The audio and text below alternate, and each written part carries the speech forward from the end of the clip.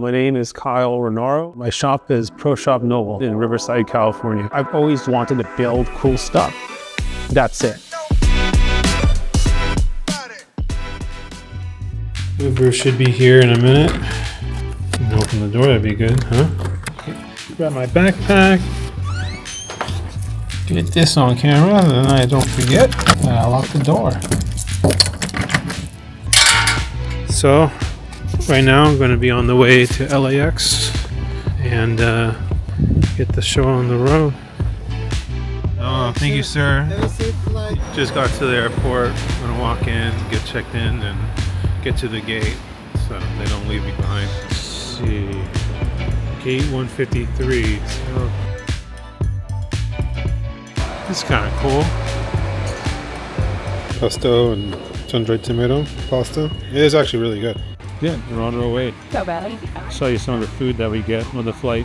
You can check out my legroom.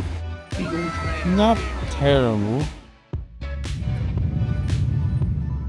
So first meal, the croquettes. Let's see. Oh yeah, it's good. So comes with a fruit salad, cold noodles, maybe antipasta salad, and then like a regular salad with Italian dressing, some miso soup, apple juice, and water. The croquette was really good. The only thing was there was like a sausage in there, and made the whole platter, kind of taste like sausage. But it wasn't bad. Fruit salad was actually super sweet. The cold noodles was good. The antipasta salad was good. And then the best part is they give you Haagen-Dazs. So looking forward to eat this. But overall, pretty darn good. Second meal, got a little pizza, like a corn salad, some tomato, and some chobani. It's crazy, but it actually smells pretty darn good.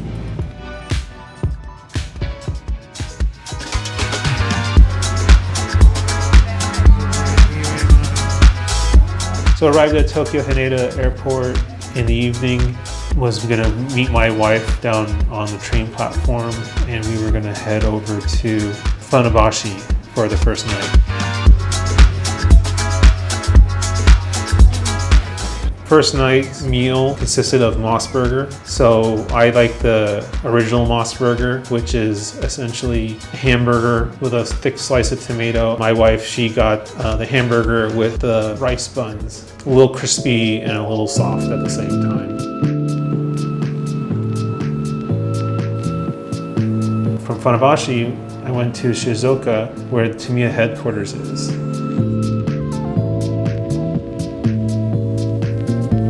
Shizuoka, Japan is known as the plastic model capital of the world and has produced over 80% of Japan's plastic models. The city celebrates its plastic model industry with a series of plastic model monuments where you can see throughout the city representing different industries like medical or schools. Also here you can see an example of a payphone as a model city monument.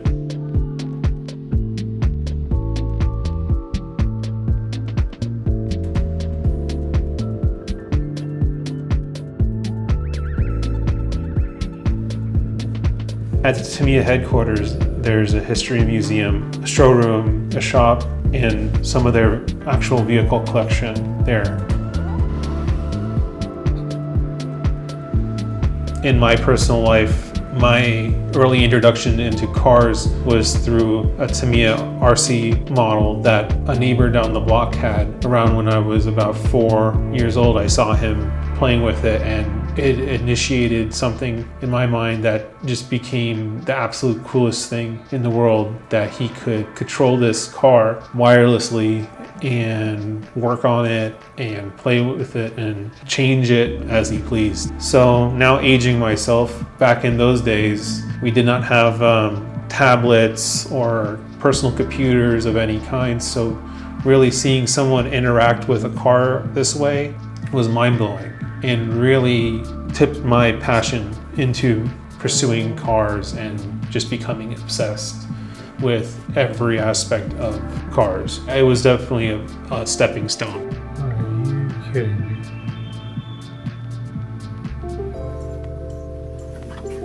Oh.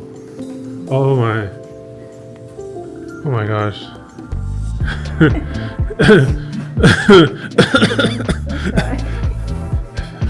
Going into the main history museum is an absolute amazing experience to be able to see all the models that span the life of Tamiya and their manufacturing history. It's a lot of everything, yeah. It's not their absolute everything collection, but it's key models and products that really shaped the company to what it is today. These tanks, and Tamiya sells a system where an RF unit mounts on top, and you can actually battle with them, and it'll replicate the damage. You know, the tank will like limp and stuff if you get hit a certain way. But yeah, very cool. The early F1 RC cars, the Lotus 99T and the McLaren, you know, these were hell, it was very hard to drive in the early days. The newer chassis, the F1 chassis, are much easier to drive and have a lot more tunability. Tamtech, kind of a lost portion of Tamiya. The Tamtechs were great. They're 1/124 scale, so you could drive them on countertops or make small tracks with them. People absolutely love them. They were fun to drive. They were terrific little cars, super durable, easy to modify.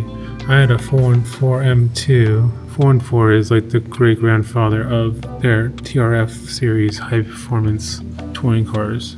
And I competed many years in touring, and it's a great series, super fun, super scale, very competitive.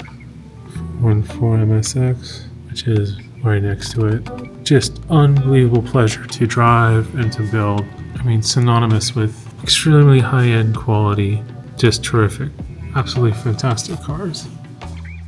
So here we're going to start at kind of, I guess, the beginning of our much more commercialized RC cars from the late 70s and into the 80s. This was Tamiya's Ford Ranger XLT, the SRB chassis, and really made getting into RC much easier. And a million different companies produced hop-ups and all-wheel drive systems and belt drives and all different types of stuff that really made this a phenomenal car to get into.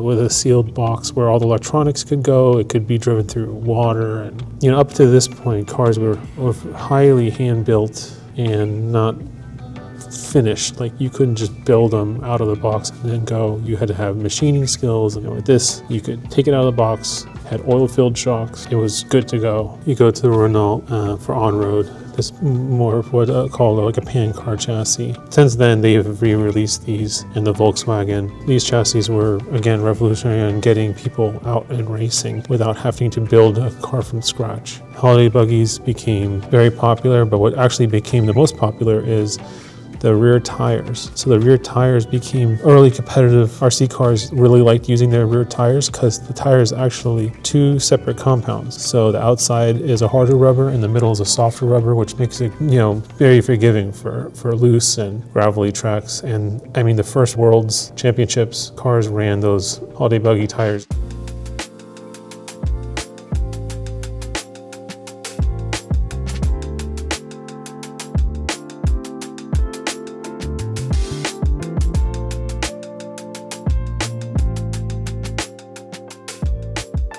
Tamiya seems to be a reoccurring factor through the automotive industry wherever you go. Mainly, I think it's because people's first interactions with cars and tanks and planes is through a Tamiya model, either static or radio controlled.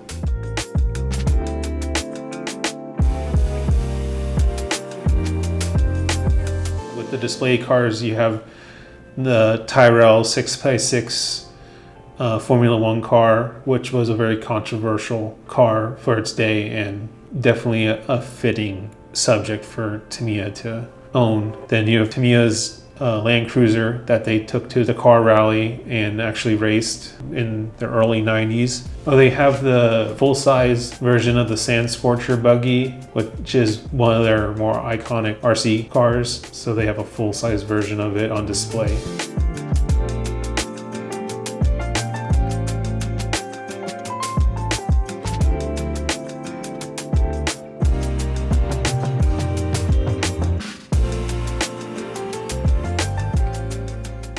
This is all Tamiya's new releases. Educational series here. And into RC cars.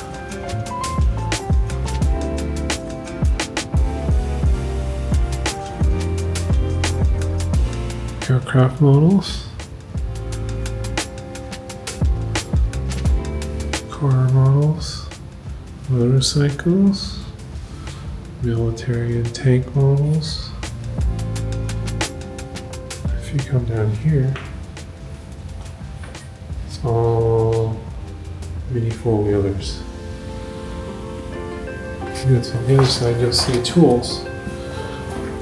Tamiya tools are exquisite, just as all their other components are. These down here, the side cutters, they're amazing. Keep a set in your toolbox, you won't regret it.